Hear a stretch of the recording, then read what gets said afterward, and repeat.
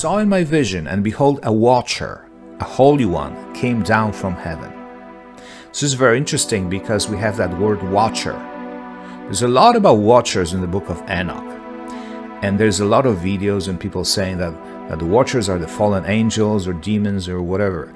But in Daniel, the watcher is described as a holy one. It's just a different category of angels, and they are not fallen angels or demons, but a type of God's angels. So we have seraphim, we have cherubim, and they have different functions in God's world. And apparently we have watchers as well, and they may have another function.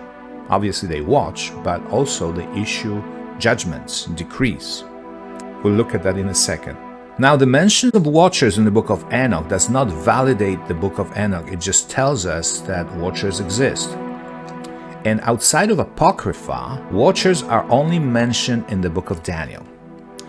And the Book of Enoch most likely just repeated the term watchers after Daniel because it was written after Daniel. The Book of Enoch wasn't written by Enoch thousands of years ago. It was probably written much later. It's one of those pseudepigrapha books that falsely attribute their authorship to famous prophets and other well-known persons from the Bible. They are not really fully inspired by God. They may contain some truths, but also errors and inconsistencies.